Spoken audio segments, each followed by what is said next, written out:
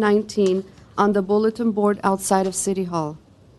Item number 3, oral communications. I have no cards in front of me, and so we'll move on to item number 4, please.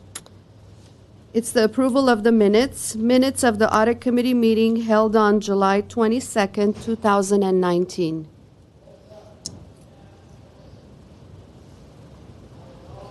I would move to approve as presented.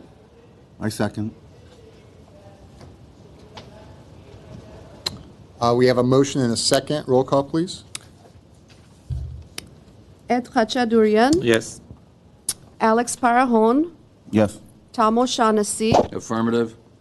Vahik Zadurian. Well, I was not here, but I read it, so it's yes. Yeah. Oh, well, yeah, I mean, in that case, I believe if you were not present, you would have to Abstain. Abstain, The, yeah, the, que- that's the right. question is, did you view the video and you feel that it's, the minutes accurately reflect what you viewed on the video?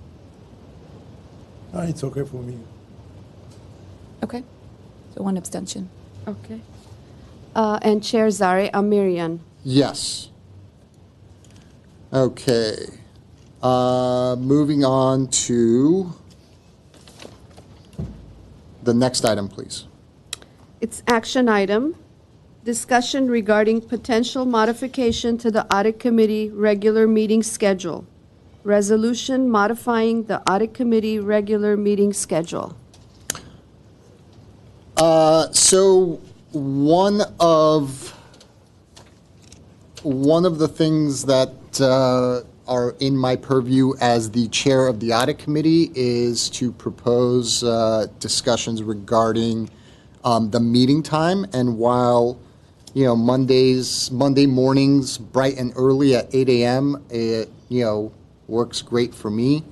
I think it might behoove us to have occasionally to have discussions regarding whether or not the committee believes that the time that we meet is most conducive for the committee to do its business. And there are multiple factors that come into play there. But mostly, my thought is regarding also engaging the stakeholders of the city. And, 8 a.m. on a Monday morning is a difficult time for people to make the time to get to this meeting. So I thought we might have a discussion and ask staff to propose some times available. So if you could go into that. Sure. Good morning, Chair Marion and fellow Audit Committee members. My name is Natalie Manami Valdivia, and I'm the Senior Internal Auditor within the Internal Audit Division. Staff has prepared a report regarding the potential alternate dates for the Audit Committee meeting.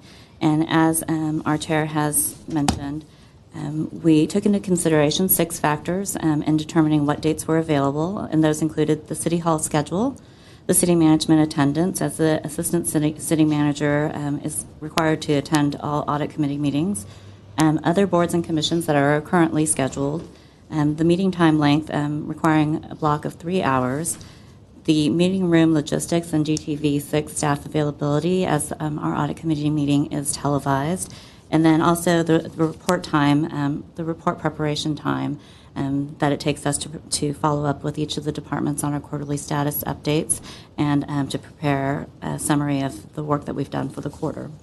So based on these parameters, we came up with 4 available alternate dates, and those consist of the last Wednesday of the month each quarter, the first month of each quarter at 1 p.m., the last Wednesday of the month, the last Wednesday of the first month of each quarter at 2 p.m., the last Thursday of the first month of each quarter at 1 p.m., or the last Thursday of the first month of each quarter at 2 p.m. So the alternatives that are available are either to modify the Audit Committee regular meeting schedule or to maintain the current meeting schedule. Staff will take action based on your decision. Fantastic, thank you. Yeah, so as I was saying, the goal is to take some of these factors into mind and, also, the fact that I think it's been it's actually been maybe more than a year or so since we've had any type of,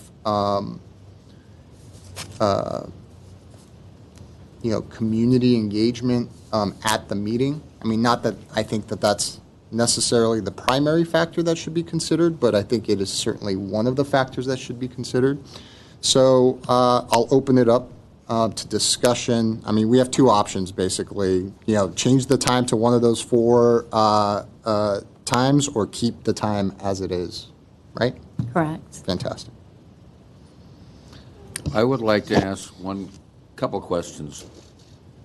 If we were to meet from 1 to 4, are we invading on some people's lunches if they go to lunch at 12 to 1, 11:30 to 12:30, 12:30 to 1:30? 2, is your day end at 5 or end at 4? Because I don't want to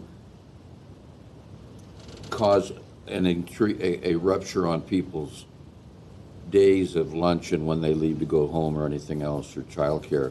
So I wanted to at least ask if 1 versus 2 makes any difference lunch-wise or after work-wise. I think regarding the lunch time, our lunch times are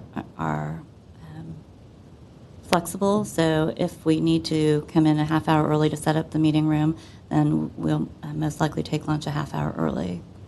So I don't believe that it should cause any problems regarding lunch. And as far as the end of your workday, that's a trap question. So do you end too early or way too early? No, I'm kidding. Is that going to have any effect on your end of day? That's a great question. Most of us have a work schedule that ends at no early, that ends around 5 p.m. I believe we have one staff member that does leave at 4 p.m., but her schedule is also flexible so that in the event of an audit committee meeting, she can arrange to stay late for our audit committee meeting. And it's once a quarter, it's 4 times a year. Yeah, so I mean, I think the answer is, they can make it work. Yes. Now, is the staff schedule 9 a.m. or is it some of them are 8 a.m.? Some of us, it varies. Some of us start at 7 a.m. Okay. So 8 a.m. doesn't actually impact then the staff from anyways then if they start at 7 a.m. Not the internal audit staff. Yeah, okay.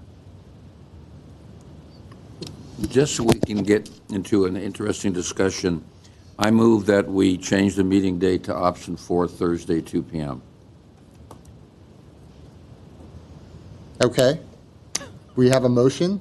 Do we have a second? I'm actually for the alternative 2, actually, so I'm not going to second that. Okay. So do I have any second? Let's address each motion as it comes up. So there's a motion to adopt option number 4. I will withdraw the motion since it hasn't been seconded, just out of deference to the reality of the room. Okay. So let's take a look at it this way. There's a expression of preference for number 4 and for number 2. So it seems like 2 o'clock so far is. I meant alternative 2, which means maintain it. The same Oh, time frame. got it. Got it. Okay, so you don't want to change the time at all. Correct. No. Got it. Okay. What was the latest one? Was it 4, you said? It was 2 o'clock. It was 2 o'clock either Wednesday, the last Wednesday, or the last Thursday of each month. So it's 2 o'clock? Yes. Correct. That's a good time. To me, it doesn't matter really. I mean, I have a relatively flexible schedule, but Mondays and Wednesdays are generally not the perfect time. Like, for example, right now I'm supposed to be in a classroom, but so I had to cancel that. So if everybody else agrees, I think on the list, Thursdays, either 1 o'clock or 2 o'clock works with my schedule. However, I can always, it's a once a quarter thing, so it's not a major issue for me keeping it or changing it to another date. So Yeah, I would be open to any of those 4 times, and I actually do think that I prefer a change to maintaining the current status quo of Monday mornings at 8. Not because it's best for me necessarily, but I think it's just more conducive to a better meeting. So I'd be open to, a change to Thursday, 1 or 2. So if we have any motions, I'm willing to entertain them. I'll resubmit my motion to see if the discussion has changed things. I move Thursday, 2 p.m. Okay, we have a motion. Any seconds?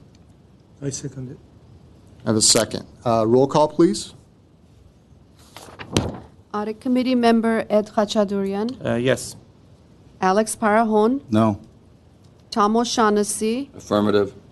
Vahik Sadurian, Yes? and Chair Zari Amirian. Yes.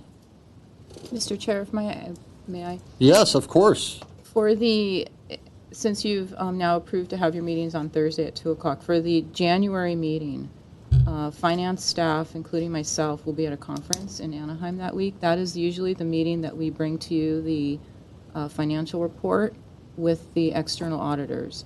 So the option would be that we could call a special meeting, or if you want to push it to the April meeting, I can see if our auditors are available. It is just a little bit untimely if we do push it to April, because we do take it to council in December. We'd like to bring it to you soon after that.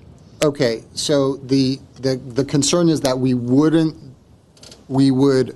have a difficulty in starting, the Thursday at 2 p.m. meetings, with our January meeting. January, yeah. So the option would be to just keep the January meeting at the time that it was scheduled, and then begin this change with the second meeting in 2020. That would work. We're all here Monday, the conference. I will be at the pre-conference on Tuesday, and the rest of my staff will be gone starting Wednesday. So Monday, the Monday January meeting that is, I assume has already been scheduled, is still okay then? That works on our side. Does anybody on the committee have any objections to this taking effect with the second meeting in 2020 for the audit committee?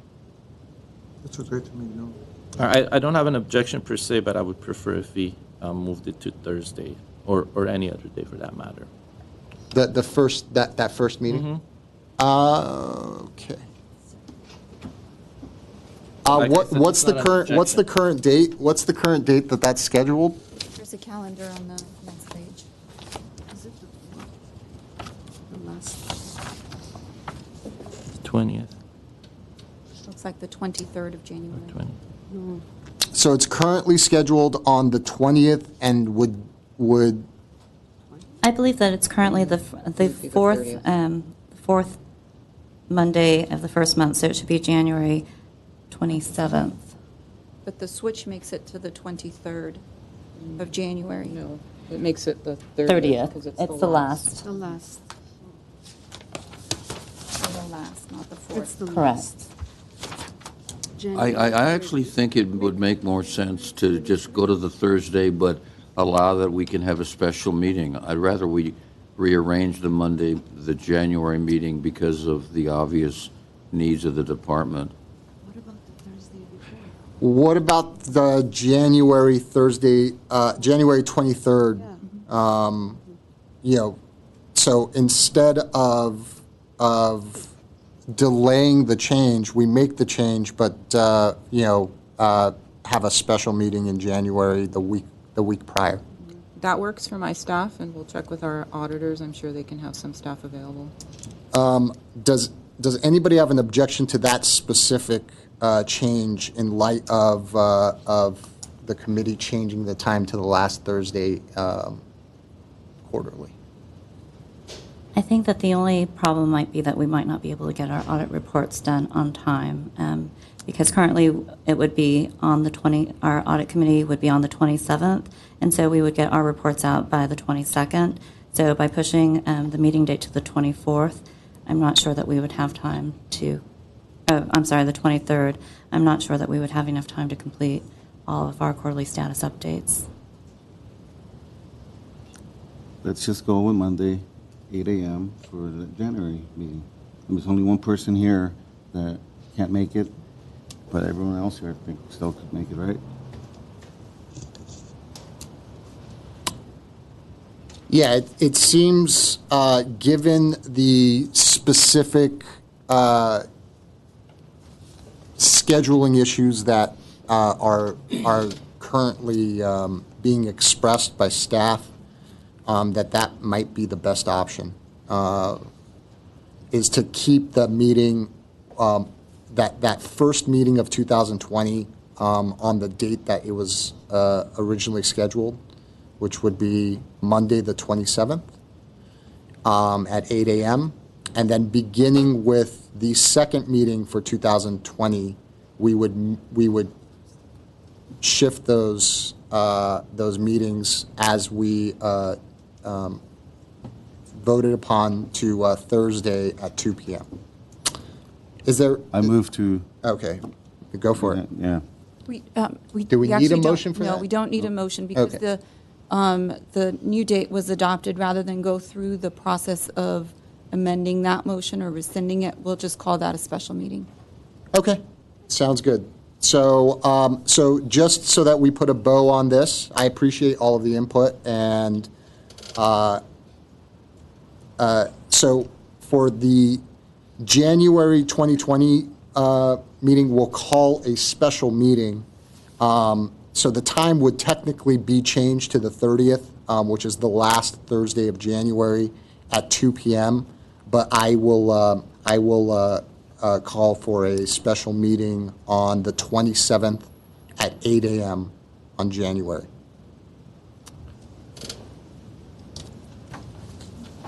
Okay. Let's move on to the next item. It's number 6, reports and information. Internal audit activity report as of 9/30/2019. Good morning again. I'm here to present to you the internal audit activity report as of September 30th, 2019. I will walk you through each of the 7 components, starting with the projects completed. As of the quarter ending September 30th, 2019, internal audit completed 2 audit projects. The first was the cooperative purchasing agreements performed by Samil Salim, a senior internal auditor, and the second one was the multi-project affordable housing lottery audit, which was completed by myself. Both Samil and myself have prepared PowerPoint presentations to walk you through our audits. So I will go ahead and call Samil Salim up to present his audit.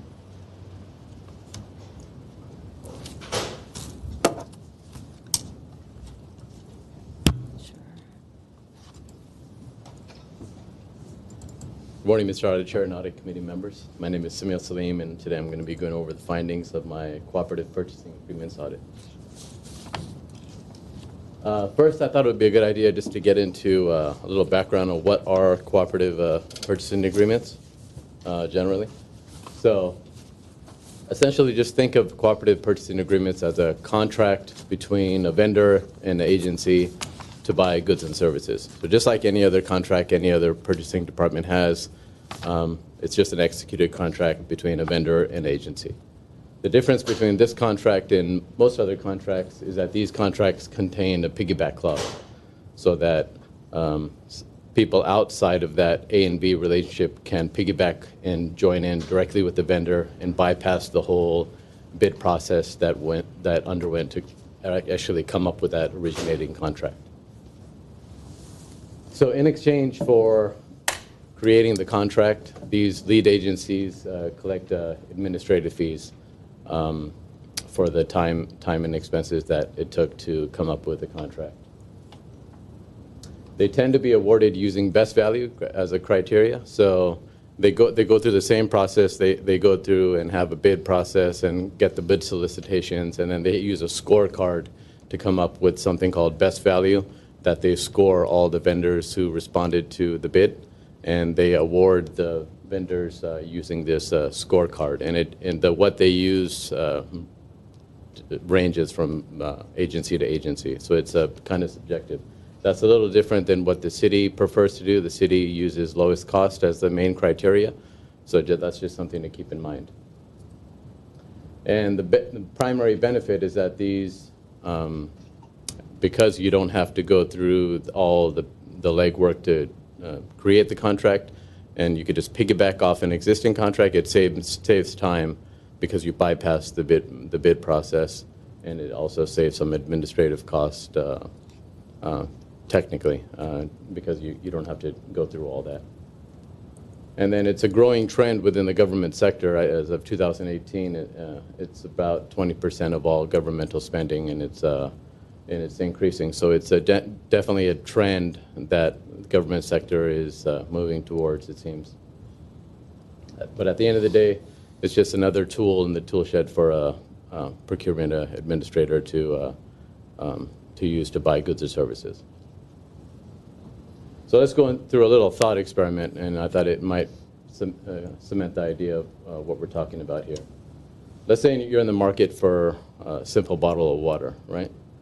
What do you do when you buy the bottle of water? Do you go out and go to every different store and try to price comparison shop and see who's offering sales, who's not, what are the brands you're offering? Or do you go straight to like a bulk purchasing place like Costco and buy a bottle of water, right?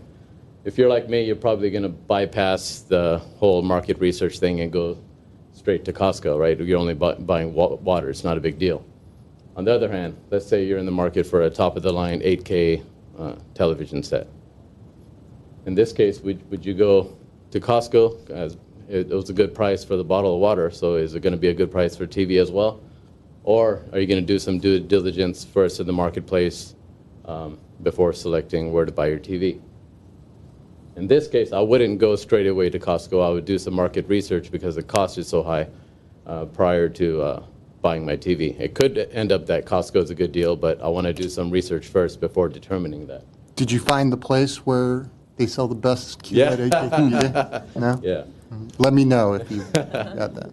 So some of the things you look for when you make this determination for the higher dollar items are obviously cost, the warranty the retailer provides, the reputation, and how fast you could get it. In your examples here, Yeah. do you include social factors, such as, I don't want to buy bottled water because bottled water means more plastic. It means paying for something Exactly, which should yeah. not be. Yeah. Which means I go to 5-gallon and everyone should have a refillable cup, so we shouldn't have cups either. Exactly. So those are some of the considerations that are unique to from city to city, right? So in a nutshell, this is what my audit is all about.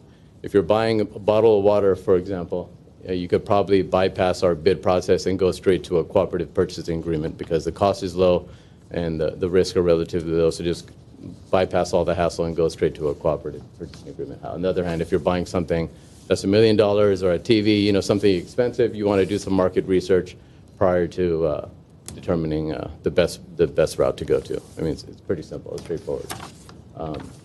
Let's go through the general bid process that the city, how the city works. And again, this is just generally, so there are exceptions to this, but it gives you a good idea of what we're talking about. So we start off with someone in the city has a need for goods and services, some department. That department, they have to create technical specifications detailing what is it they need, how big is it, how small is it, how much of it they need, business justification documents.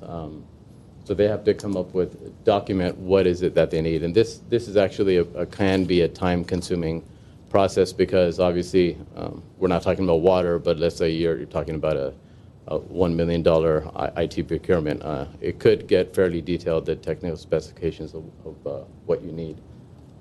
So you come up with a documentation that is routed for approval, and assuming it's approved, it's posted to the marketplace in our bid system for the outside world to see, and then they look at our tech specs, what is it that we're asking for, and they submit bids to the purchasing department within, let's say, 2-3 weeks. Purchasing department receives the bids, and then they select the winning bidder, usually based on lowest cost. Whoever provides the lowest cost, they select that vendor. A PO is issued with that vendor. The department then makes purchases against the PO, and the payment is made to the vendor. Straightforward. Cooperative purchasing agreements is the exact same process, essentially. The lead agency does all the upfront legwork with the bids, selects they receive the bids, but then not using lowest cost, they're using best value, right? The scorecard that we're talking about. But we don't have to do all those steps with the cooperative purchasing agreements. We go straight to a vendor that the other agency has selected already, and we make purchases using a purchase order. So that's the benefit of cooperative purchasing agreements.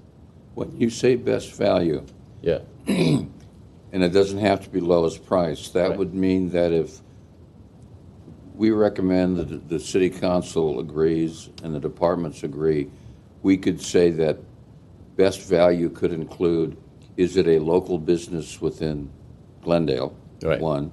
Two, is it a business owned by women, owned by minorities, a expansion of business to some groups to make it a more open field? So all of those things would be considered part of best value depending on the political judgment of the council?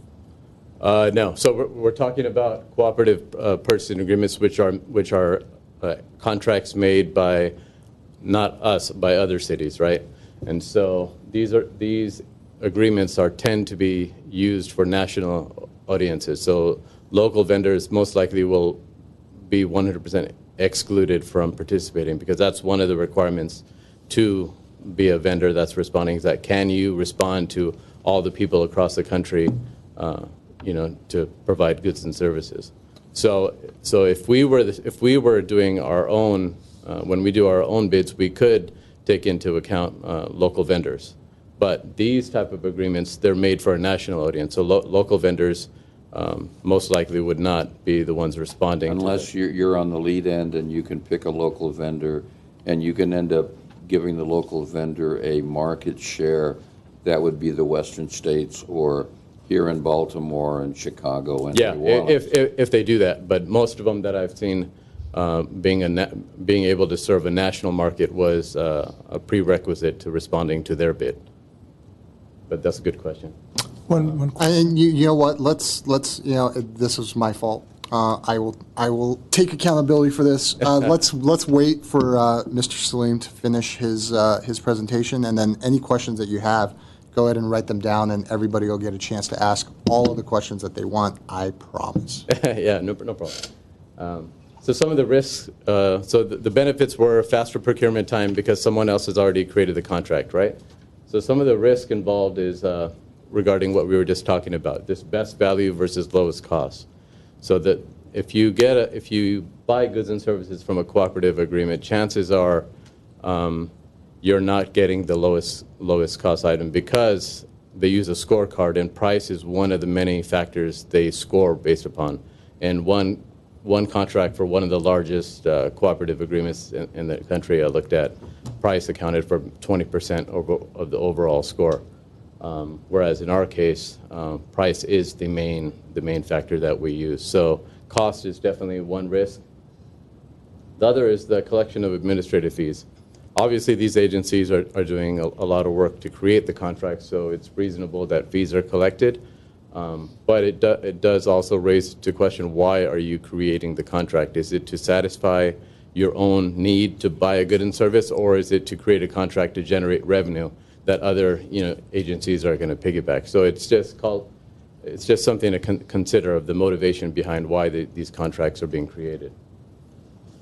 Limited oversight. Because we're not doing the legwork, we don't know the standards that was used when creating the contract. We don't know if everything was on the up and up.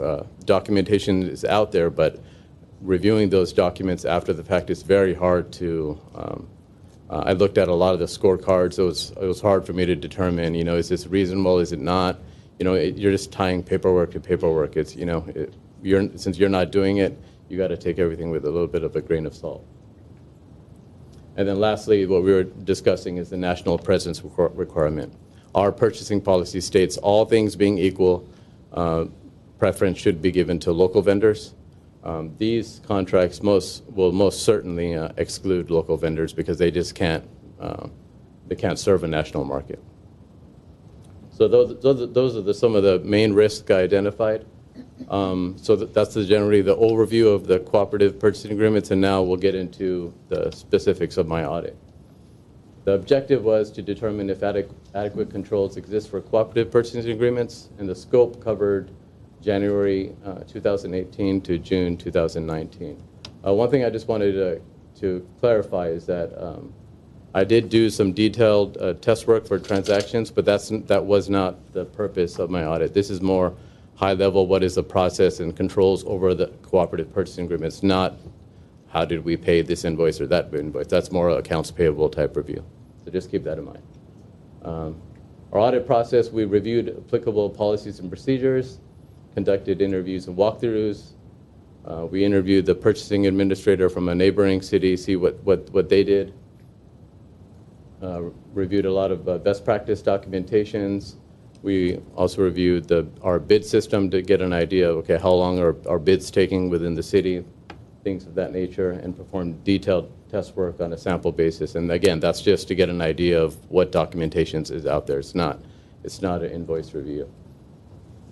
In total, we had 4 issues we identified, no priority 1s, 2 priority 2s, and 2 priority 3 observations.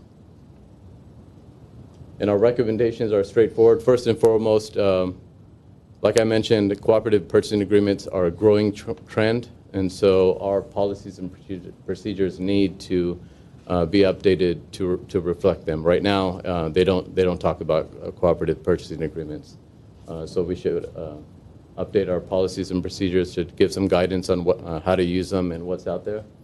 And also in line is to develop a checklist. Our general preference is to bid out everything for goods and services because it tends to give us a good objective way of getting the lowest cost. But when we deviate from that for legitimate reasons, I mean, you could do sole source, you could do cooperative purchasing agreements. There should be some documentation as to why this deviation was in the best interest of the city. So that's kind of what this checklist was meant to do, is just to provide after the fact reasonableness of we did our due diligence and this is why we thought it was a good idea to do it. Develop some validation procedures both on the front end when creating the cooperative purchasing agreement, when using the cooperative purchasing agreement, and also then when we pay it, what do we do, what do we look at? And to provide some additional training to departments as far as how to do a good technical specification, because that's the area where there tends to be some back and forth before you, because it has to be right. If your technical specifications are no good, the bids you get from vendors are not going to be no good. So the better it is, the better the response is from the vendors. So it's important that it's done right up front. And at the end of the day, the key takeaway I want to leave you with is that cooperative purchasing agreements are a legitimate tool to buy goods and services, but we should be using them strategically. Again, going back to the analogy, bottle of water, okay, go ahead and use them. Something expensive like a TV, do some legwork first, and then if it's still determined to be in the best interest of the city, go ahead and go with a cooperative purchasing agreement. They should not be automatically assumed to provide the best value. Like I mentioned, price in many cases accounts for only 20%. So you're probably going to get a better price using our bid process. And then develop guidelines and criteria, policies and procedures based essentially, right? With that, I'm here to answer any of your questions. We also have our purchasing administrator here to answer any questions that you may have. Yeah. Well, the ones that come to mind, we are in a county of 10 million people with a city of 5.7 million. We are in a state that has a GDP 5th in the world, right ahead of the United Kingdom, top 5 in the world. Is there any consideration of leveraging our size, both in the immediate neighborhood and the West Coast, to cooperatively form a cooperative agreement? Yeah. How much of this would be researching the lead time so that we'd be at the front end of the train and we would be getting, if there were fees, would be distributed within our side of it. Plus, if you're dealing with transit costs, if you're ordering something which right. Oakland's ordering in Alameda and LA County and San Diego and Orange County, and you're shipping it from Connecticut, it can ship easier in bulk because it's coming to all those different right. targets. are these additional factors that come into play? Yeah, so that, in theory, that's what this is meant to do. Like, so as a lead agency who's creating these, you're telling the vendor, hey, it's not just me that's buying stuff from you. I'm going to have all these different agencies that are going to buy it. Therefore, you should give me a better price with this contract. And in some cases, that may be the case. In other cases, it may not be the case. You really, there's just so many out there that you have to do some market research on. You shouldn't just assume that they're providing the best price for you. You have to check and see, are they actually providing the best value for your particular needs. So you can't just assume that's the case, even though in theory that is what one of the main benefits is, that bulk purchasing should give you more purchasing power for your dollar. And we do, I believe some of our neighboring cities, we have some fuel purchase agreements that have this very same agreement. Like let's all three of us buy our fuel together to get a better price. So we do participate in some of those ourselves as well. Thank you very much. Yeah. Yes. You mentioned about administrative fee. Yeah. So how that fee will be calculated and who's going to calculate it? And So is it something an additional cost on what we're doing? No, so it's a 1 to 2% fee that I've seen, and I mean, and again, there's so many out there that there could be different ones, but it's a 1 to 2% fee based on total sales against that contract in a given year, going every year. So at the end of the year, the vendors say these are all the purchases made against the contract, and then they're the ones that pay the fee to the lead agency against those. So we don't directly pay to them, but I got to imagine that the vendor, vendors are in the thing to make money, right? So if they're being charged a 1 to 2% surcharge, that somehow is going to be calculated into our cost at the end of the day, right? Because it's the cost of doing business. And then talking about these local vendors, I Right. mean, with these procedures, the way I understood that the local vendors will not be in a good position because we Right. might buy something somewhere else, Right. Chicago or whatever. Right. Is that good? That we are kind of shifting our business to somewhere else instead of buying locally and getting our local vendors to get involved? Right. So that's something. Is it good? I mean, that's a subjective. That depends on what matters to the city council and things of that nature. Are you getting a good price? Yes or no, it all depends on what you're buying. There's no universal right or wrong, but definitely, if buying local is a priority for a city, these contracts would preclude local vendors most likely from participating. So that's just something. I mean, that's what I hope the takeaway of my audit is. I just don't think people know what these things are and what are the benefits and risks of them. So by disclosing what they are, it should be able to give decision makers a better opportunity to make informed decisions. So now that you know that local vendors are not going to be used for these, do we want to use them or not? I mean, that's not my call, but I just wanted to highlight that it's out there. Okay, my last question.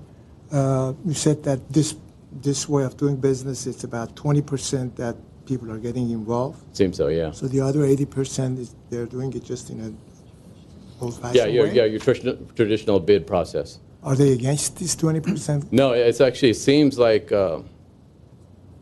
I talked to a number of people who were pretty involved with these things. It's a growing trend, and everybody seems to be on board.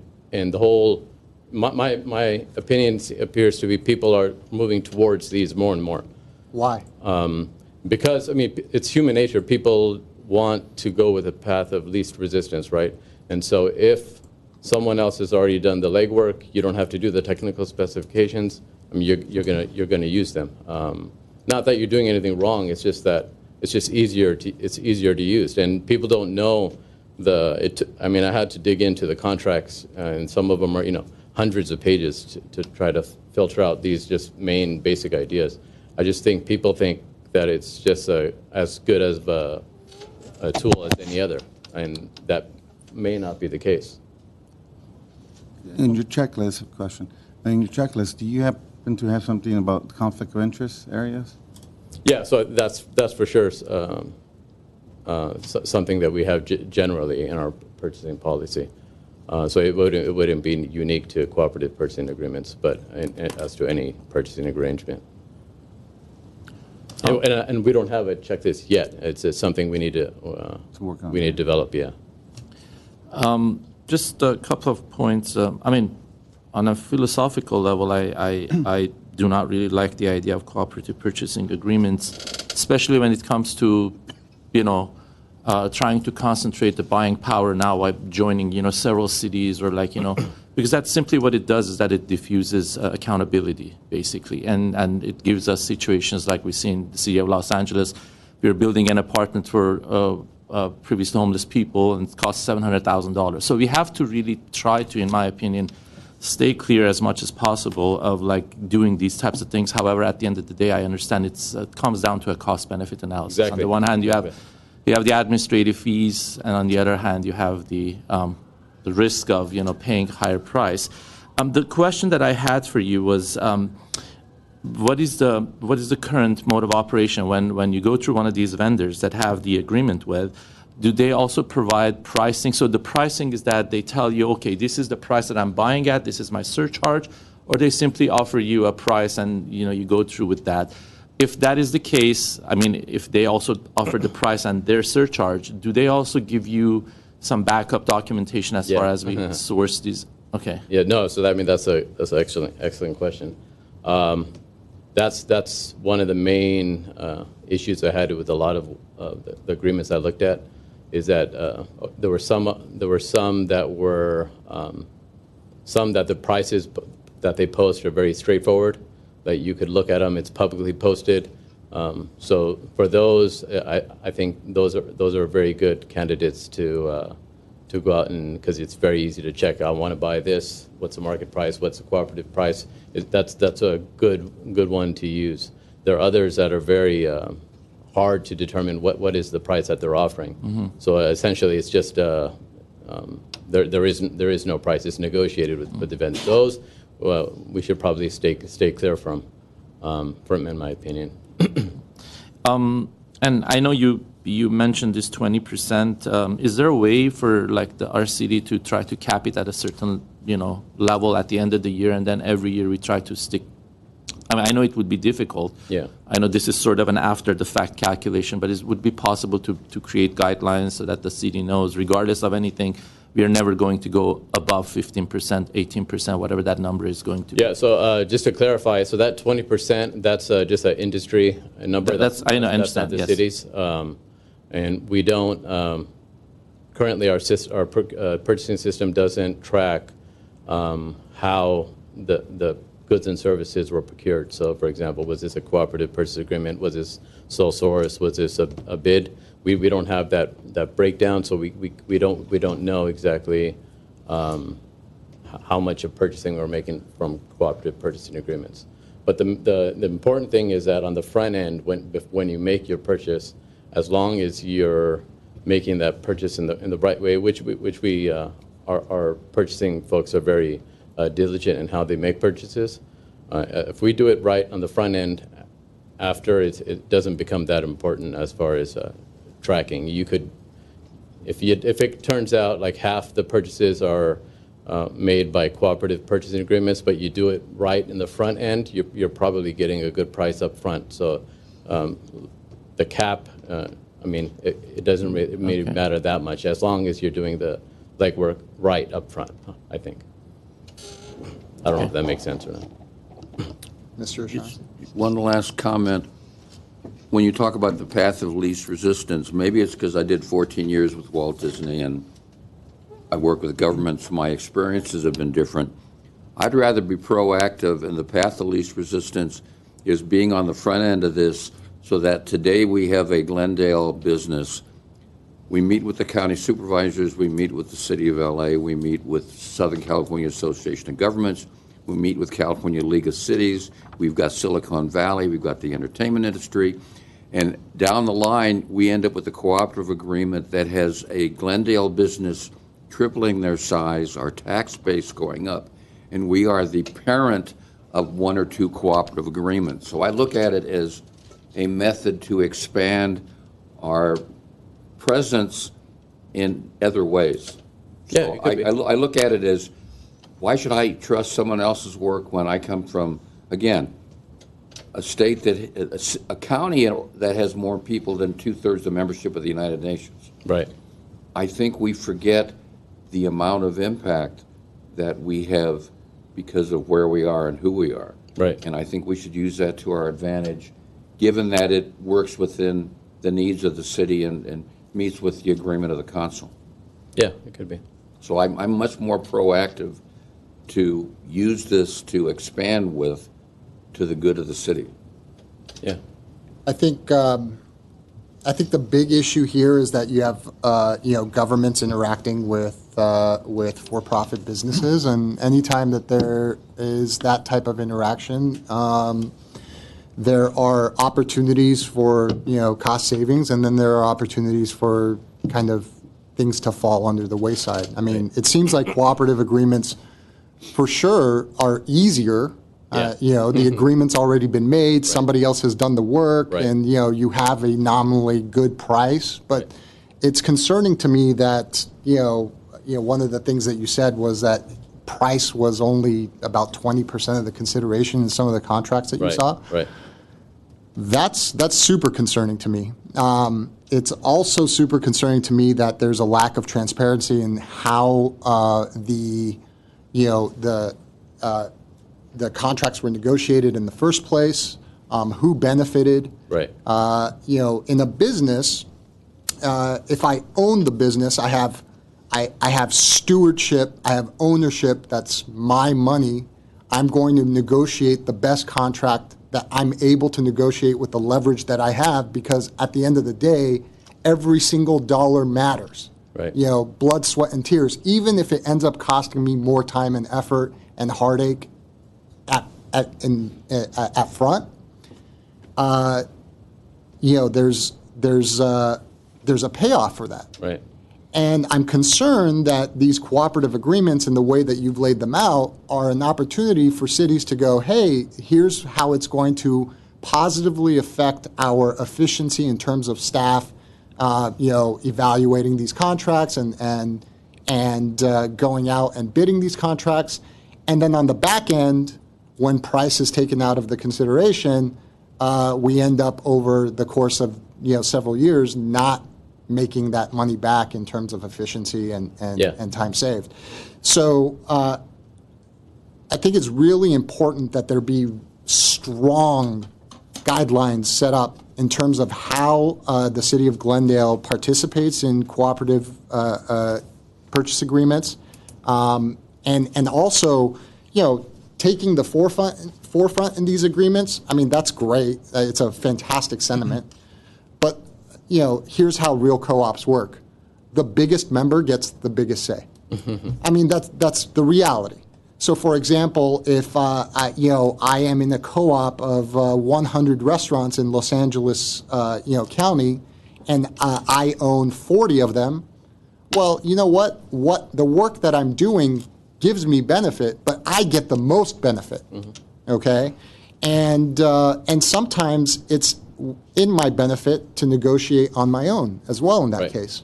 And so, whenever we mix government and for-profit businesses, I think it's really, really prudent to have strong guidelines in place that make it clear what the expectations are. And anytime we take price out of the consideration as the primary consideration, I get it. Governments are not businesses. I understand that. But anytime that we start introducing factors that aren't based upon, the actual economics, the dollars and cents, then you get into, who values what. Diversity and all of that really important, and the city has, it's part of the city's, the way the city operates. But how do I value diversity in terms of dollars and cents?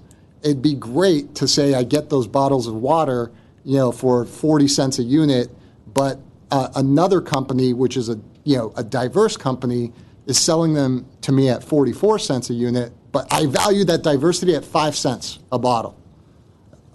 It's difficult for me Yeah. to kind of quantify that. And so, the suggestions that you've made, I'm curious to see what, the purchasing department thinks and if I'm completely off base on this, but I think the city needs to be very, very, very careful in how these guidelines are constructed, because as soon as we see the, that stewardship of the dollars that are coming in, the taxpayer dollars, it's just going to lead us down to ruin. I mean, we see it with, frankly, we see it with CalPERS. We see it with these large agreements that were made, by cooperative agreements that were made, and that are disasters. They're disasters because the people making the agreements have conflicts. The people making the agreements don't have the same stewardship of the dollars that are involved.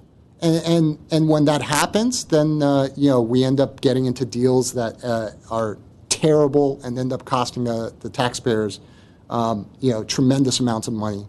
So I'd like to hear from purchasing and get an idea of where the city of Glendale is on these cooperative agreements at this point, and really drive the point that these guidelines need to be very, very strong. They need to account for all of the exceptions while making rules, because there's so much money on the line. Yeah. And that money belongs to the stakeholders of the city. Yeah, I'll let Afshin come up. That's like a mic drop right there. I mean, you just took everything I wanted to communicate and summarized it perfectly. But just our finance and purchasing department are very conservative, and they're very cognizant of how important it is to keep how we spend what it matters, and so they like the bidding process because it's objective. It's a way of documenting that we did the right thing. In many cases, departments are the ones that want to use these cooperative agreements because they don't have to do the technical specs that you need to do the bid. But with that, I'll let Afshin come up and answer any questions. Appreciate it. Mr. Chair, if I may, before Mr. Bokai comes Yes. up. I just want to echo your sentiments. Perfect. What you said was perfect. It's exactly how Afshin runs purchasing when it comes to cooperative agreements and working with the departments. It's exactly the school of thought that we have as far as being the gatekeepers of the city's finances and making sure that we select appropriately, go through the process to select vendors to do procurement. Procurement is probably one of the most challenging sections that all the departments, as well as us in finance, deal with on a daily basis. And it's challenging in many, many ways. And the cooperative agreements are becoming more and more common, as Mr. Samil mentioned, but Afshin, I can assure you, runs his section in a way exactly as you described, and he'll go in a little bit more detail, I'm sure. And the recommendations in the audit we are all for. The guidelines that we want to put into the policy can be a lot more straightforward to the departments so that they understand the risk factors involved in using cooperative agreements, as well as trying to have some more objective checklists and before we enter into these agreements, all of which is currently done in practice now. It just would be documenting it. So I'll turn it over to Afshin. Good morning, Chair Marian, member of the committee. My name is Afshin Bokai. I'm the purchasing administrator with the finance department. To answer your question of what's the purchasing policy and overall what's our thought about this, we are exactly 100% beyond what you said, and we are echo that our policy is not using cooperative agreements to the extent possible. And the reason behind it are all those reasons that Samil did a great job put together as a document that on paper they all look good, they all look fantastic, but when it comes to the actuality, especially for higher dollar purchases, we use it as a comparison tool. We go out for bid and we see a bid price, then we look at the cooperative agreement. If the cooperative agreement is lower cost, we go with the cooperative agreement.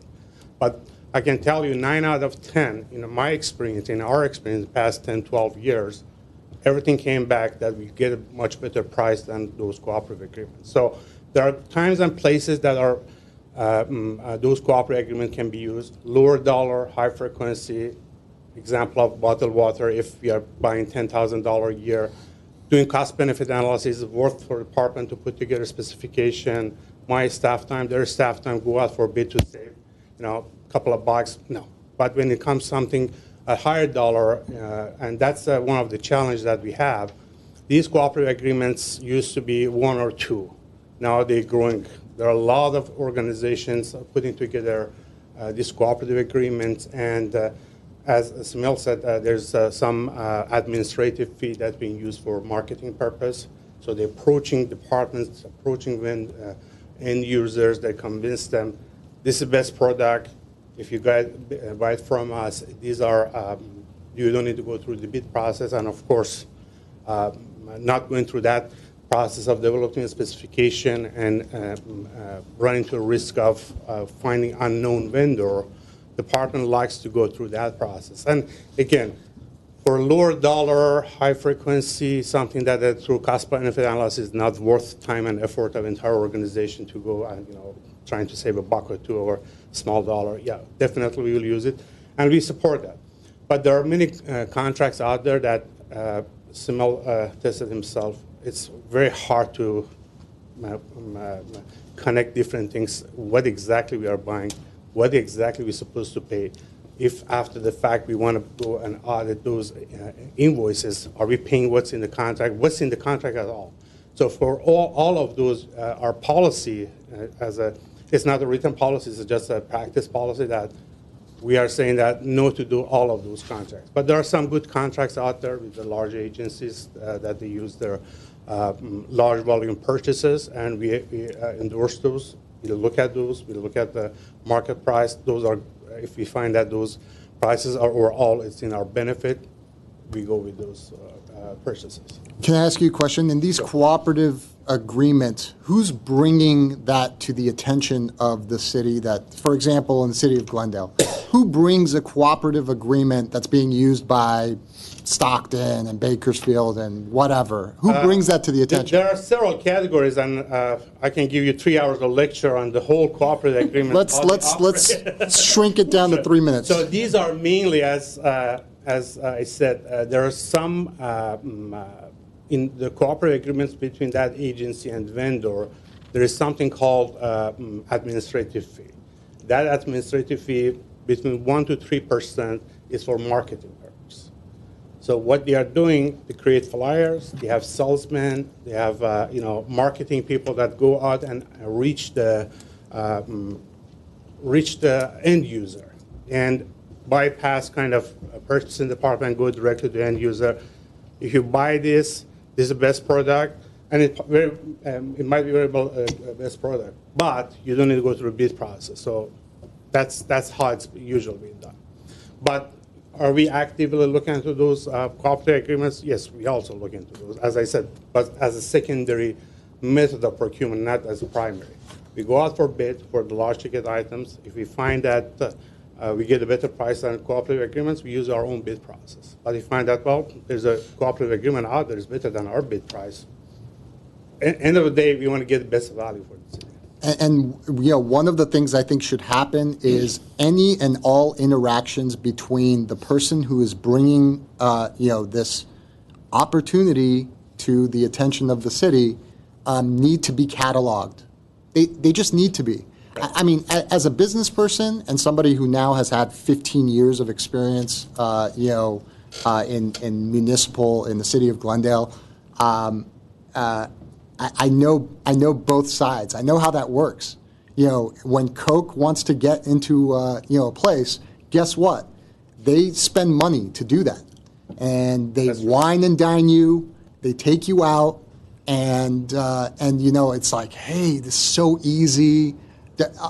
Aren't you enjoying that steak that you're having? And how much does it cost? First of all, save the money. Don't take me out to dinner, and bundle that up into the cost savings that we're getting. I can pay for my own dinner, okay? If I want to go to a baseball game, I'll buy a ticket and go to a baseball game. So those interactions need to be cataloged. The lunch meetings, any type of interactions between those third parties that bring those opportunities to the city of Glendale and the people who are making the decisions, or at least the gatekeepers, those have to be cataloged. They're not cataloged in for-profit businesses, generally speaking. But given the fact that we have this meeting of a government and a for-profit business, we've got to be careful. Yeah, I agree. And we have it in our policy that primary interaction with vendors need to be done through purchasing.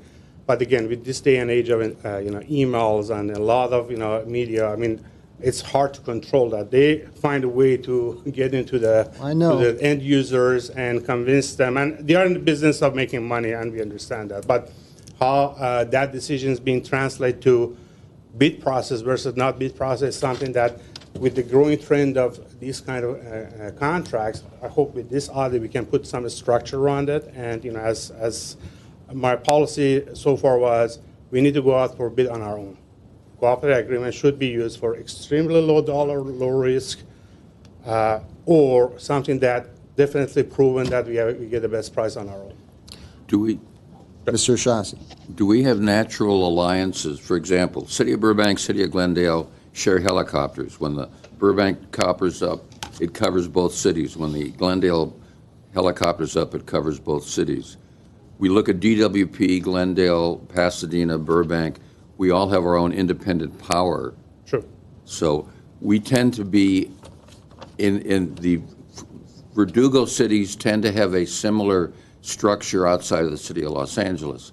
But in some things, the weight or size of the city of LA or the county of LA can be an ally. Are any of these natural alliances that are in existence when you look at a cooperative? Yes, actually, one of the criteria that we'll look at, what was the size of lead agency? Like if it's City of Los Angeles, is there any administrative costs? City of Los Angeles does not charge those costs, and we can use it without those costs. But whether it's a large agency or not, we look at what is the price on that particular product and what we can get. If we get it at a better price, it doesn't matter how large or small the agency is. If the agency get a better price, but naturally, City of Los Angeles, County of Los Angeles, we are in the same market area.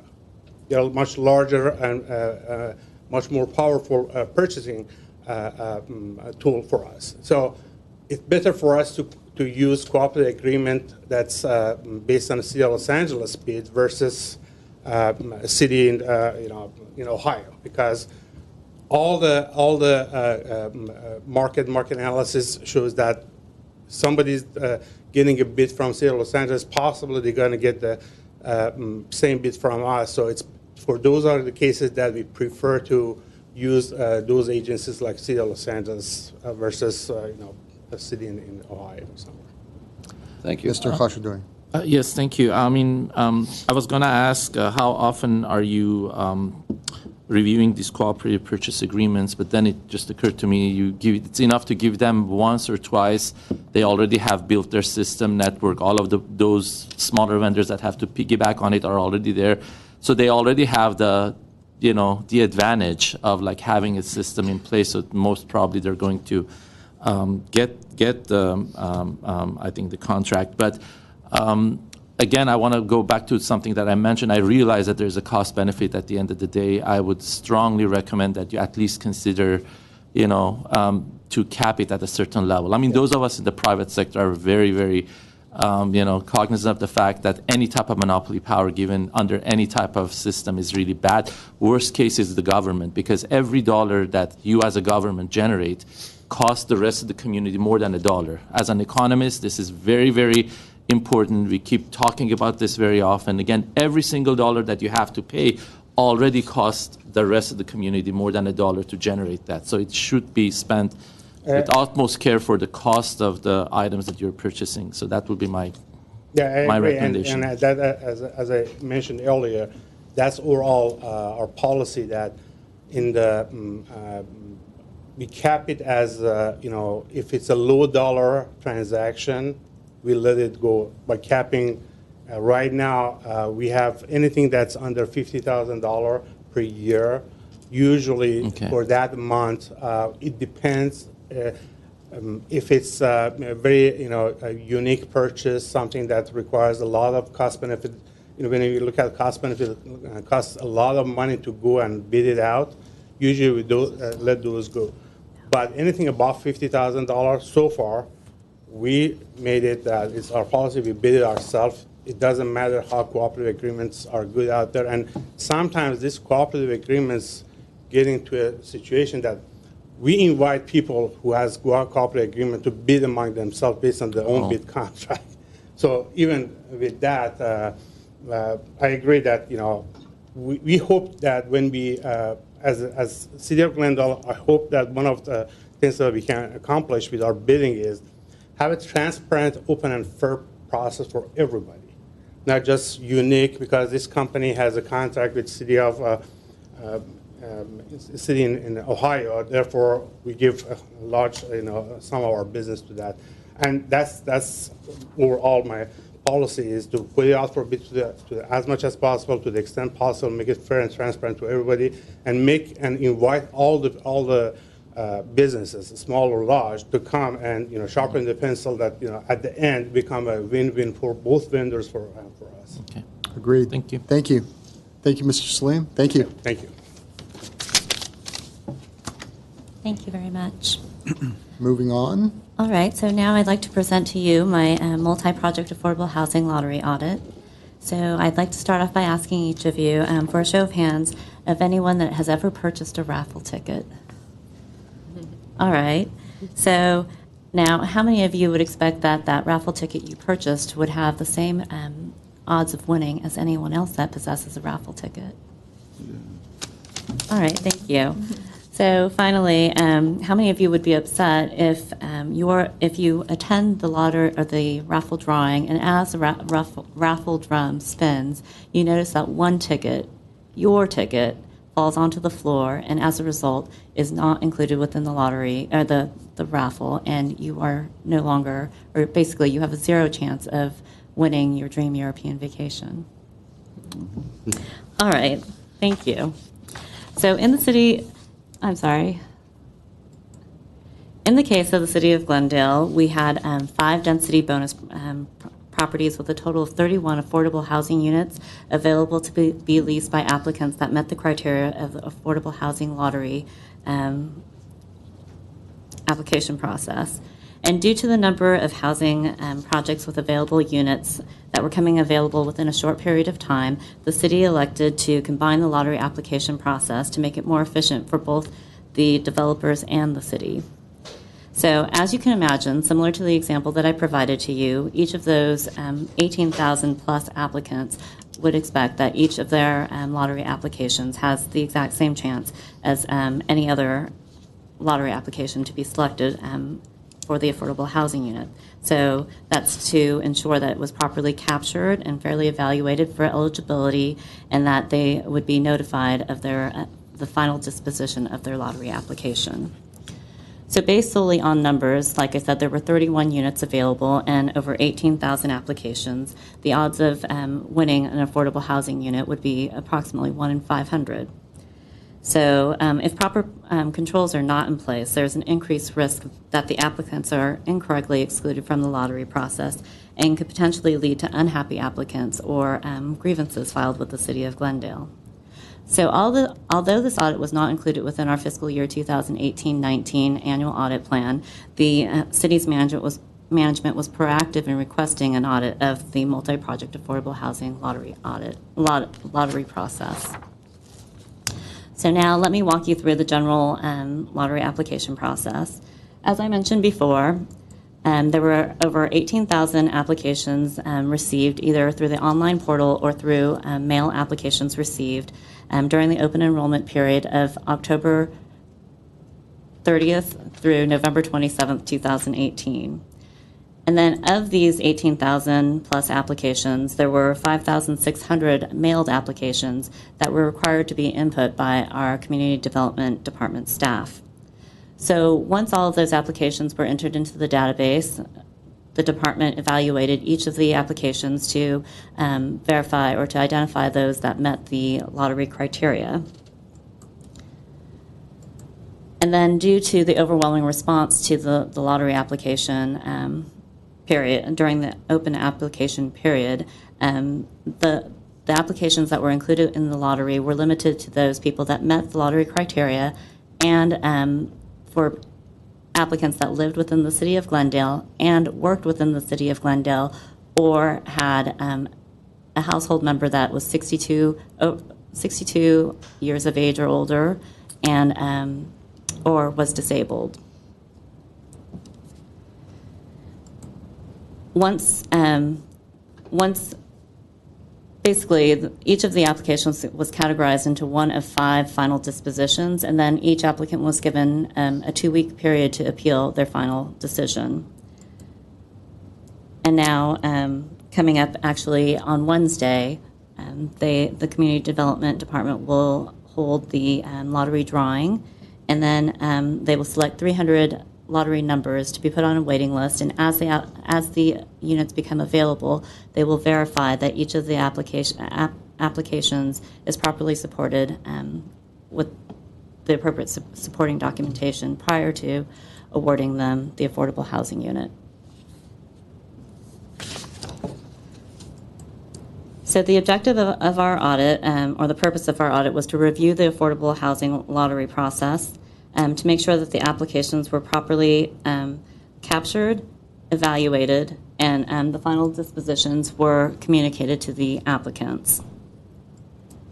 The audit process included reviewing the policies and procedures in the forms, such as the application and the marketing material, conducting interviews and inquiries with city staff, which included the Community Development Department, Management Services, and the Information Services departments. We performed detailed test work, and then we utilized analytic software to independently validate the final application disposition statuses.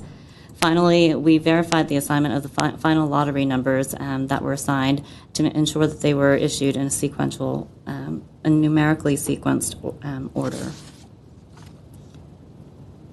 Based on the results of our audit, we identified 9 opportunities for improvement. 7 were considered priority 1s, and 2 were priority 2s.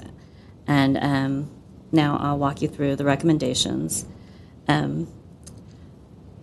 The first 2 recommendations were immediately implemented. I guess I should have mentioned earlier on that this audit, unlike our normal audits, was considered a real-time audit, which meant that we communicated our observations or any errors that were identified in real time, and CDD management went back through and made the corrections, and then internal audit went back and verified that they were corrected, that they executed the corrections properly. So for immediate action, we had 2 recommendations. The first one was that they go back and they number each of the mailed applications and verify that each of those applications was included within the database. And number 2 was that they review, verify, and correct any errors identified within the test work performed. So these things included things such as correcting manual input errors that we identified or formulas related to categorizing the applicant's final dispositions. So the next set of recommendations were basically lessons learned and were to be included within a checklist to be used in the future. So these included establishing a checklist that would provide quality controls for things such as the application marketing material, the chain of custody for mail applications, the database completeness verification, the application information revisions, meaning documenting how revisions were requested and what revisions were made, a comprehensive source database, and implementing online data input controls, such as limiting the online application with maybe drop-down menus or formatting the fields so that people can't insert text into a field that requires a numeric number. And the last thing is to perform some sample test work to verify that the final disposition categorization formulas are accurate. So as I mentioned, the Community Development Department was very proactive, and as we identified these observations, they immediately corrected them or implemented or created a checklist for the future lottery application processes. So as a real-time audit, it was important not only to work with the departments to make the corrections, but also to provide timely reporting. So this audit reviewed the application processes. So let me walk you through. We reviewed the applications received. We reviewed the applications evaluated. We performed the analysis to make sure that the dispositions were accurate. And at that point, we issued our audit report. So since the time that our audit report was issued, the application final dispositions were communicated to the applicants, and the two-week appeal process has been completed, and all the appeals have been addressed. And then next, we are looking forward to the lottery draw on Wednesday. So stay tuned. The lottery audit is scheduled to take place on Wednesday, October 30th in City Council chambers. This completes my presentation. I'd like to recognize and thank the Director of Community Development, Phil Lanzafame, the Assistant Director of Community Development, Peter Zovac, the CDD Principal Housing Project Manager, Mike Fortney, and the CDD Housing Coordinator, Pamela Jackson, for their assistance throughout the audit process and for attending the audit committee. Each of us is here to answer any questions you might have for us. Okay, questions, comments? I have a couple questions. Mr. O'Shaughnessy? You mentioned 62 plus, you mentioned disabilities. Was veterans a category as well, or that's a different lottery? When they did the properties on Salem and the building I'm in, actually. I'm actually not, I don't believe that veteran status was included in this audit.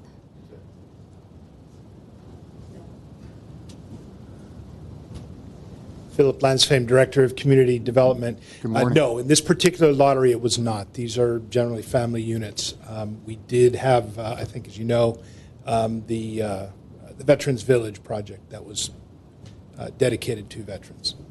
And on the disability, are they weighted as to percentage of disability? On this one, I don't think we had disability. On this particular one, disability was not. We were running another lottery that we conducted last week that was aimed at disability. This one was not. Okay, thank you. Mr. Khashdouri? Yes, I have a quick question.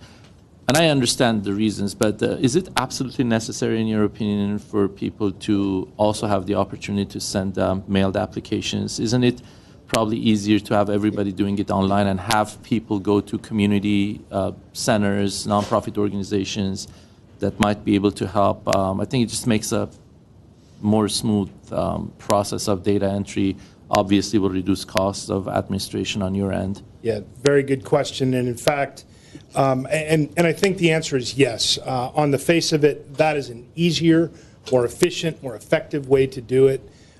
One thing that we try and consider, much like earlier when we were talking about cooperative agreements, there are some things that we're trying to balance. There may be some individuals that do not have access and that cannot get to, and so we're trying to make sure we have every base covered.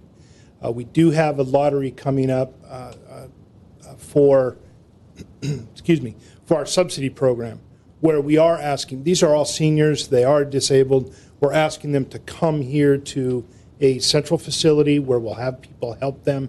We're going to use an automated card swipe so that it'll populate.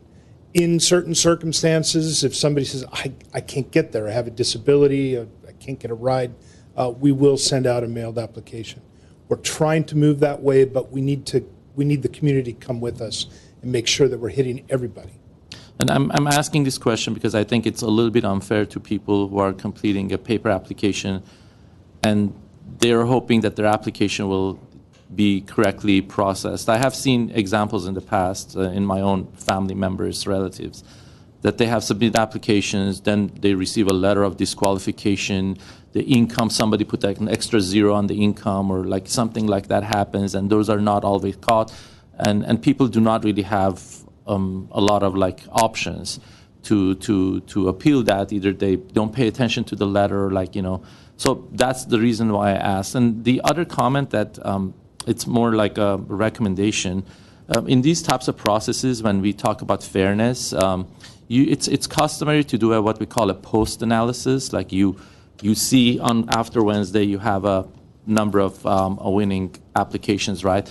It would be interesting to see if somebody could do a statistical analysis to see whether or not the names that were selected truly reflect the attributes of the population of the 18,000. So in terms of the age distribution, in terms of the income distribution, that's usually a very first check, a statistical check to see whether or not, not that I'm suggesting, but like usually that is the seal of approval on any type of lottery process to say, hey, we have done this, and the sample clearly represents the attributes of the population. Noted. Any other questions or comments?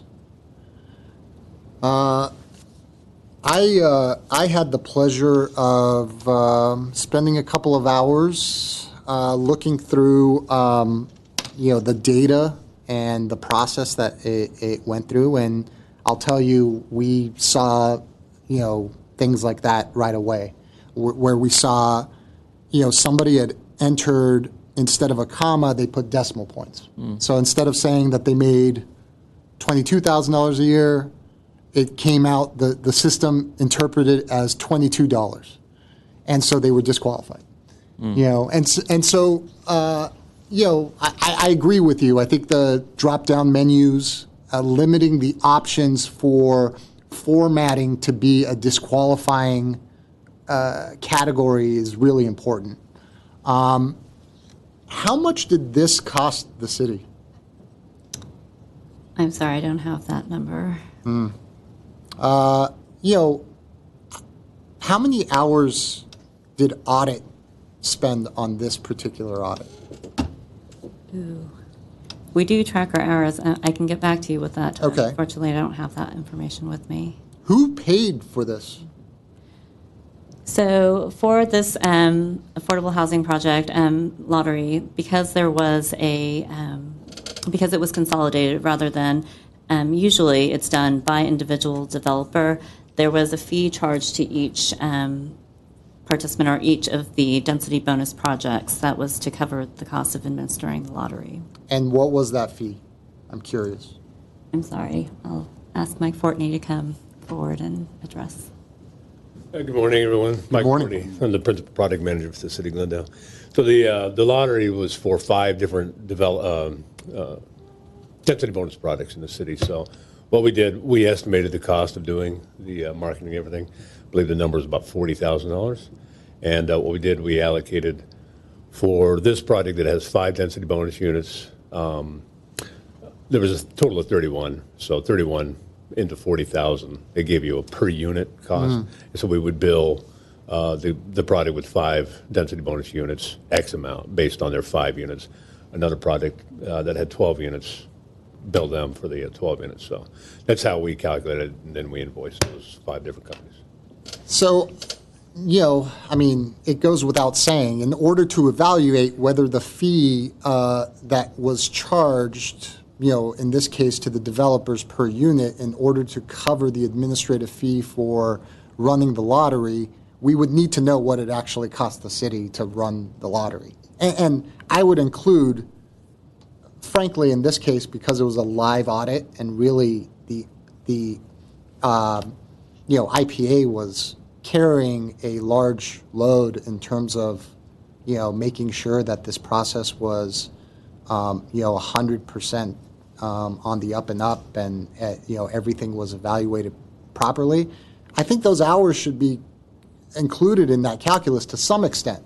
Maybe not all of it, but I have a sneaking suspicion that audit spent, quite a bit more time. Given that this was unscheduled, number one. And number two, even if it were scheduled, you probably would have estimated a number of hours that is going to come to be far less than what you actually spent on this. I think that should be evaluated. The cost should be carried by the developers, quite frankly. I think in developing the process, it's important that, in developing the process that the city, spend some money in developing the proper process from the beginning, and then implementing that in future, lotteries.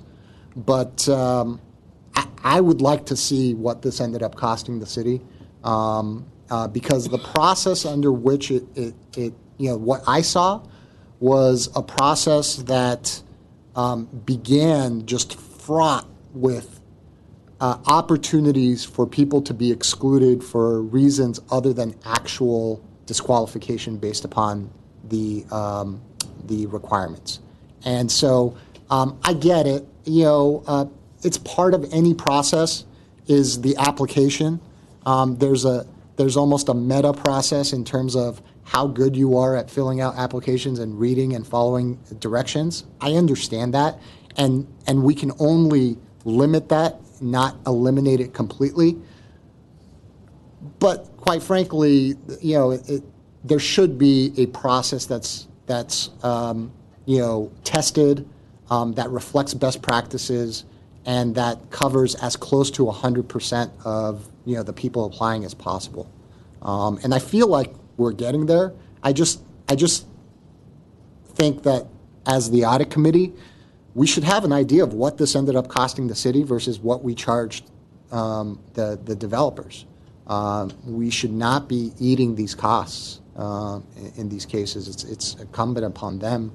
We're making their lives easier by running the process. So they should pay what it costs, plus a convenience fee. No, that's just me. That's the businessman in me. So, I appreciate that. I'd like to see the numbers. How many hours audit spent, and what this entire process cost the city versus what we charged the developers. All right, we will work on looking into that information and provide that to you, Adeline. Thank you. I did want to also give the Community Development Department some credit, and because I failed to mention that this was the first time that for the Affordable Housing Lottery Audit, they provided an online portal. So it was definitely a learning process, and like Mr. Lanzafame mentioned, the next lottery audit for the senior housing audit, senior housing lottery, actually, which took place last week. The future audit that's related to another lottery that will be coming up. They will be scanning ID cards, which is, I've seen their demo, which is very cool because the information comes directly from the driver's licenses, so it will eliminate a lot of the input errors. Fantastic. Fantastic. Okay, thank you very much. You're welcome. So now we'll move on to back to the quarterly activity report and on to section number 2, which is projects in progress. We have 3 projects in process as of the end of September, the quarter ending September 30th, 2019. There was one that was, the first one is the LADWP Transmission Agreement Loss Accounting Audit, with the objective of determining whether there are adequate controls in place to ensure that the LADWP Transmission Agreement Loss Accounting is properly supported and accurate. This is an audit that was included within the 2018-19 audit plan. It was carried over to the 2019-20. The second audit is the Modern Parking, Inc. audit, and the objective of that audit is to determine if the contract administrative provisions are followed and to verify that verify the revenue accuracy, the invoice accuracy, and that the proper supporting documentation is provided. The last audit in progress is the Tyler Cashiering audit, and the objective to that audit is to determine whether the controls are in place to ensure that the business processes are following the best practice and whether the Tyler Cashiering system provides functionalities that are needed for the citywide cashiering operations. The third section is related to continuous auditing. During the past quarter, internal audit completed one continuous auditing project, which is included within the 2019-20 internal audit work plan. And this particular continuous audit was a continuous audit of the duplicate payments test that was performed by our internal auditor, Ani Antanasian. So the objective of the audit was to identify duplicate payments to the city's vendors. And for the first time, unlike the last time we ran this continuous auditing project, the last time it was based on information that was received out of our prior financial system called the PeopleSoft financial system. And this time they incorporated in the information that was obtained from our new Tyler Munis financial system. So in order to accommodate the new system and the new reports that were generated, there were tweaks that needed to be made to the scripts. So Ani, as well as our vendor or our contractor, worked on updating those software scripts in order to reduce the false positives and to allow us to focus in on any true exceptions. Similar to the last continuous auditing project for duplicate payments, there were 0 exceptions noted or 0 outliers. So similar to our prior system, we found that there were adequate controls to ensure that there were no duplicate payments processed. I was actually told that the new system, Tyler Munis, actually has tighter controls and doesn't allow for a duplicate invoice number to be input at all. Wonderful. So then moving on to the fourth section is the follow-up status on the outstanding audit issues. And as of the quarter end, there were 11 projects with outstanding audit issues. 57 audit issues were reported and 15 were implemented, leaving 42 outstanding as of the end of the quarter. The fifth section is a summary of outstanding priority 1 audit issues. And as you know, we bring to you all outstanding audit issues that meet that are priority 1 audit issues that are outstanding. And as of the end of the quarter, there were 3. There was one for the Homeless Programs Operations Audit, there was one for the Refuse Collections Revenue Audit, and there was also one for the GPD Property Room Audit. Each of these departments continues to address these audit observations through the implementation of the audit recommendations. Internal audit will continue to follow up with each of the departments till each of the audit issues is closed. Moving on to section 6 is the outstanding audit issues meeting the discussion criteria. So this is the one that, based on the passage of resolution number 2 by the audit committee, we bring to you those audit issues that meet one of the three following criteria. In the event that an audit issue is not implemented, in the event that an audit issue has not been implemented within 2 years of the audit report date, or finally, when an issue has not been implemented within 3 years of the audit implementation of the report date. So I'm happy to report that for the period of July 1 through September 30th, 2019, we didn't have any audit reports with outstanding issues that enter any of these 3 categories. Moving on to the last section, which is our advisory services. During the quarter ending September 30th, our internal audit manager, Jessie Zhang, she participated in the City Treasurer's Office's Investment Policy Advisory Committee, and also on the Glendale Water and Power Energy Risk Management Committee. This concludes my quarterly activity report presentation. I'm here to answer any questions you might have. Thank you. Any questions or comments on those items? One question. Mr. O'Shaughnessy. Only because it's been in the news the last week, and Governor Newsom now has declared the entire state of California from the Oregon border to the Mexican border to be in crisis, either because of fires or Santa Ana winds or the shutting off of Pacific Gas and Electric or Southern California Edison. Does those factors factor in at all with Glendale Water and Power, or have we even had a chance to look at whether high winds, because we're sitting up against the Verdugos, cause a problem?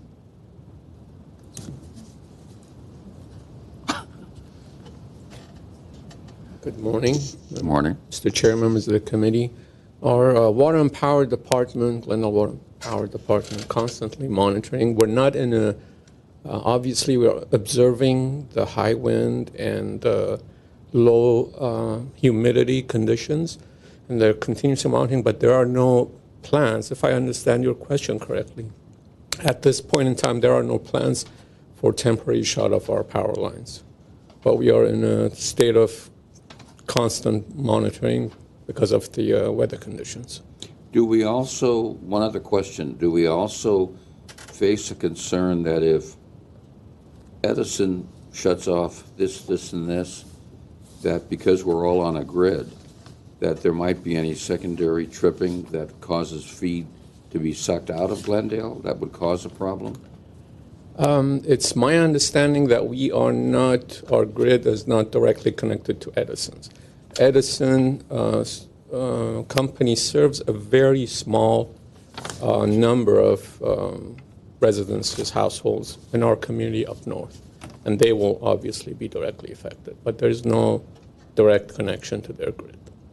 Thank you very much. Surely.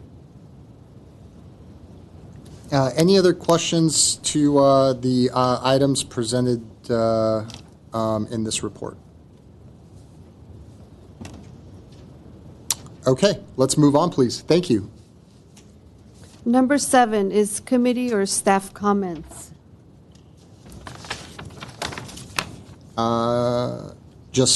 I'd like to again thank the staff for the work that they've put into it, and also all of the various department, staff members for attending our meeting and answering our questions. Let's move on to number 8, please. Number 8 is new business. I see no new business. Number 9. Adjournment. We need a motion. Second. No. We require a motion before we have a second. Motion to adjourn. And the second. We are adjourned. Second.